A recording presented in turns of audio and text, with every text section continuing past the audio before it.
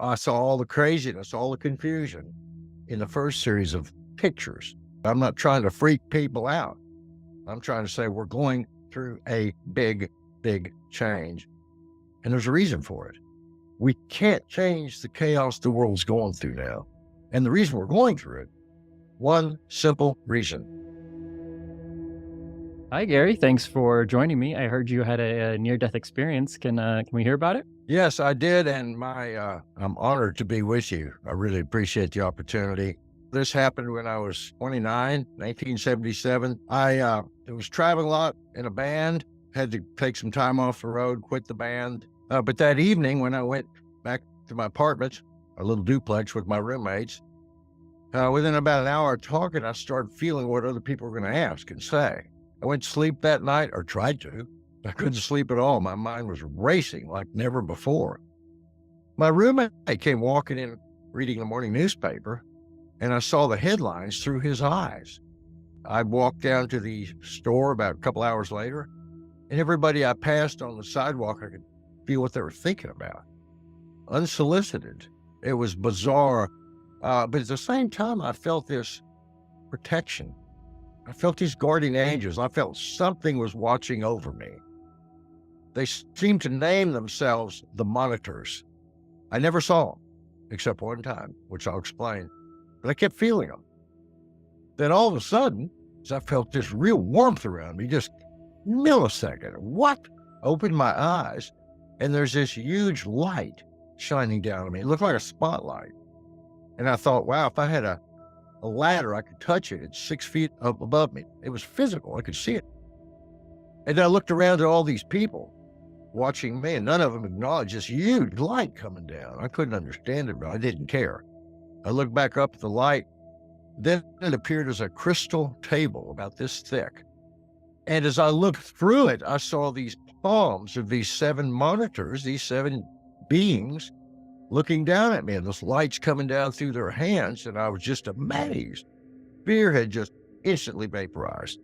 They were in white robes. Their faces kind of looked like gray, like they weren't male or female, as if to say our faces don't matter. It's our presence. And they said, "Do you trust us?"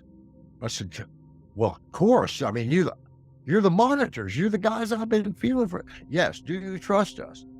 "Yeah, but I don't understand what's going on." "Do you trust us?" One voice, 7 of them. Pedestrians and people who had been watching me or watching me talk to something, as far as they concerned, ain't there. It was the most real thing I've ever seen. A second or two, I was involved in a head-on collision with the speeding car. Bam, got hit, tumbling over the car. All of a sudden, I'm outside my body. And I'm watching it get tumbled over by the car, but I felt this certain sort of detachment, almost humor. Well, if that's me, that's just what goes on in life. And I'm expanding outside the car in all directions like a balloon, not like an arrow, but like a balloon. I saw an accident. I saw the whole city of Austin, Texas, a little dot. I saw the whole earth contract within inside me because I'm expanding. Now, my body's down there on Guadalupe Street, people hollering, screaming, and freaking out. Planets, galaxies, it's expanding bigger and bigger and bigger. Went through the solar system, went through the whole universe, got to the edge of the universe, went outside of it. And in the book, I described what I felt like was a level of consciousness that I call the colors, seemed to name itself that. It's a level of consciousness that when we come in, at birth, we go through this level of the colors that gives us the ability to use our natural human senses and brain to understand who we are and where we came from. We get to choose whether to do that or not. But I'm expanding beyond this. I went through the colors. I went to the edge of the universe. I felt like I was popped out of it, and it was a starry sky, and there's infinite universes, and that's the one I came out of. And then this whole infinite universes rolled up kind of like a tunnel of light. And it's really a good explanation. And I felt like I was shot through it and came out on the other side. But by this time, I had no awareness of me. It was pure sensation. Awareness of me stopped about the time I saw my body tumbling. over the car and started expanding. And I was in this blue infinite void that was unbelievably peaceful and beautiful. And it was infinite mind. And one of the many, many things I realized, and this is the most important one, infinite mind is completely unlimited. Nothing can constrain it, control it. It's all possibilities over all time and space, either manifested physically or not, but there's no limitation. And there's nothing that can pose a limitation on it. And it's completely unbiased. It has no bias. And either it existed, which it does, and everything exists, or it wouldn't have existed and nothing would exist. There's no in between, either infinite or nothing. Guess which happened? Infinite. I feel like I was at one with it. It was the most beautiful experience. Seeing the creation, seeing different universes, seeing different free wills, wishes, hopes, plans, seeing the interconnectedness between thought, visualization, manifestation, free will, infinite time, infinite space. I could go on and on and on. It was like you just grok it. You just get it. You don't, doesn't have to be in English or anything. You just understand it because you're part of it. And all of a sudden I realized maybe I'm not part of it. Maybe I'm observing it. And I was pulled back through this tunnel of light and back into this universe and started collapsing into time and space. Had no idea who I was or where I was going, but I was a little apprehensive. Where I was pretty nice.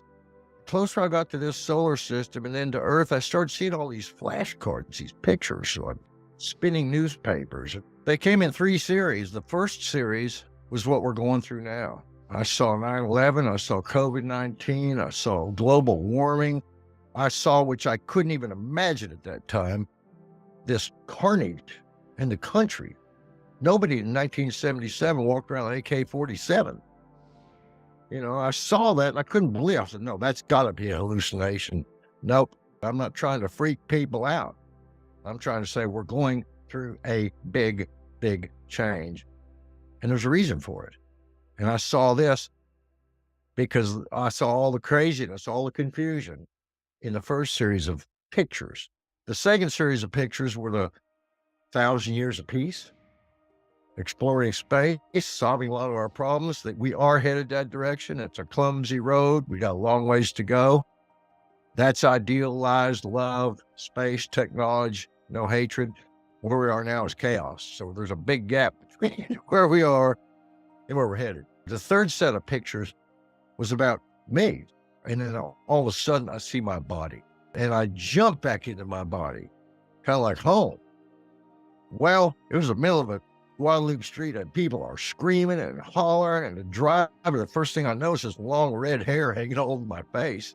And this driver's leaning over me screaming, man, I tried to stop, I couldn't stop it, and then I hope you're freaking out. Well, I just been to heaven and back. I felt no pain, nothing. I felt great, although a little eerie. I jumped to my feet and he kept trying to grab me and put me down and hold me. He said, you're in shock. No, I'm not in shock. You're hurt. No, I'm not hurt, How do you know? I didn't want to explain. So I kind of shoved him away. Tried to ask these other people if they'd seen this, monitors and everything. Everybody's not worried about that. They're worried about how the hell you got hit by a speeding car and you jumped right to your feet and talking like nothing happened. And within 5 minutes, I was going to go home. Okay, nobody's hurt. I'll just walk home. I heard the sirens and people saying, no, stay here till you talk to the police and the cops. And okay, yeah. So a couple minutes later, the police and cops and the ambulance came and asked me what happened. Boy, did that open a can of worms. As soon as I tried to explain why I wasn't hurt and what happened, they couldn't believe it at all. And of course, I wouldn't have either. All the witnesses saw was me talking to something, getting hit by a car, just jumping to my feet right after that and started talking to them like nothing happened.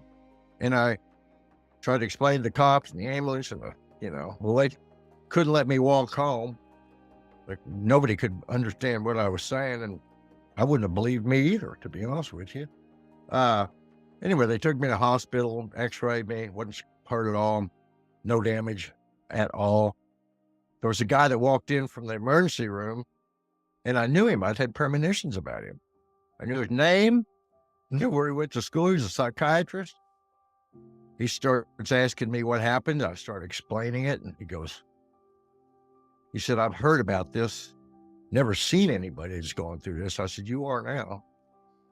He asked me a couple questions, and I explained to him about some personal things with he and his son and rearranging the furniture last week and his wife not liking the cutting down the floor space. He said, how did you know that?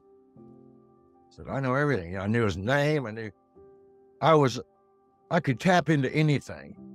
The thing is, I couldn't turn it off. That's what had freaked me out. It was enjoyable, but it was too much. And so he finally said, look, we're going to have to commit you to a psychiatric hospital. You know, what you're saying, what you're acting like, you know, we just can't let you just walk home, you know. And my attitude was sort of, no problem. I don't care. I just been to heaven, man. I can't. I felt like these people were grounding agents. The cops, police, ambulance, emergency room, put me in a 10-day mandatory commitment to a psychiatric hospital here. I didn't resist at all. All the patients are calling me Mr. Smiles. I'm happy all the time. I'm playing piano for them. I'm entertaining. I spent 10 days there, and at the end of 10 days, the psychiatrists all get together. They talk to me, and they decide whether I'm going to have to stay another 10 days or I'm okay. And I said, look, I know you folks don't believe what I went through, but I'm not changing my story. You're a psychiatrist. You ought to study this. Look at the record. I didn't even get a scratch, didn't get hurt, knew I wouldn't. If you can find a better theory than I got, I'm all ears. Why do you think that happened to you? It's a very good question. And that's the one thing I did not know for a while. From the moment that happened to this day, there's no way I can deny what happened. But I did ask over and over and over, why me? Why me? Why me, universe? No complaints. The most beautiful experience anybody could ever have. 8 months later, I was sitting out on my porch playing my guitar. Again, I'm asking why I got this beautiful experience. And all of a sudden, I felt these guides, the monitors, were near me. I didn't see them, but they shot a beam of light in my head like a laser. And at the same time, they started speaking in that same one deep James Earl voice, low, deep voice. They started explaining this at the same time I was reading it in my mind, like trailer at a movie, the end of a movie, the credits disappearing in the distance, you know, rolling out. And they basically said, you had this experience because you wanted it. You were always curious. You wanted to know. You asked. You were always learning. You were studying psychic ability, you know, reading education, modern philosophy. You're doing everything you can to expand your knowledge. And so we took you. We showed you. We brought you back. You could handle the truth. Moral of the story, folks, ask questions. Period. Ask and you shall receive. You don't get everything, but the more you ask and the more you ask your guide to help you and the more you expand your consciousness and your umbilical cord that we all have between ourselves and infinite mind. Everybody's got a unique one. But also, there's only one place we came from, infinite mind, and only one place to return to, infinite mind. Everything in between that is a experience in separateness in some form or another. So I feel like the luckiest person on the planet because of the experience and because they finally told me why I had it. Never occurred to me, curiosity. So people are going to ask, what are some images that you saw that haven't come true yet? I saw over the next 100 years, and there are so many images I saw so quickly that oftentimes I don't recognize them until I see the incident. I can't lay out for certainty exactly what's going to happen when. There was so much information so fast. We can't change the chaos the world's going through now. And the reason we're going through it, one simple reason. We all have to see the holes in the boat, the flaws in ourselves and in our systems before we can fix them. We're going through this period in time, not by accident, but by it's the opportunity that life is giving us to see what needs to be fixed so we can fix it. We get to pay attention and heed the call or ignore it. Humans have free will, and we can decide whether Pay attention, grow, evolve, use that opportunity, or to ignore it. It's that simple. Choice, choice, choice. And I always say the most powerful thing in human nature is free will, because we get to choose how we see things, how we perceive things. It ain't our situation. It's how we perceive it. Because how we perceive it, how we look at it, means how we're going to act and react. And either make it worse or better, or move out of Dodge, or make a change, or not. Do you think everyone has psychic ability? Oh, absolutely. Absolutely. So in spite of all the chaos we're going through, I really do encourage people to, A, not freak out. You know, the world is going through a big change. We're part of it. Don't freak out. Don't limit yourself on how much power and light you can bring to yourself as a protection. But if you don't put a raincoat on and you walk outside, you're going to get wet. Right. One thing I definitely suggest to people is, first of all, there's unlimited potential in our mind, soul, heart. There's no limit to how much we can grow spiritually and psychically and mentally. I became aware of that in a split second in 1977. I never even thought about it. But when I touched infinite mind and felt like I was there for infinity and came back to Earth only a second later, but having gone through one of the most incredible experiences ever. So yeah, I realized from that moment forward, our power, our psychic and spiritual and emotional power, we gain on it, we grow, not to get a gold star from God, but to make stuff work better in life, here, now, with us, with ourselves, with relationships.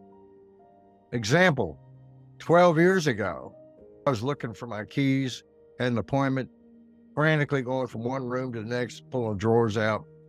And then I went, this is nuts. This frantic searching is not going to find my keys. I've been at it for 10 minutes, no closer. So I thought, okay, higher mind, synapses in my brain, soul guides, y'all get together, just kind of pull me to the keys. It'd be a lot easier. It's a win-win. You know, this ain't working.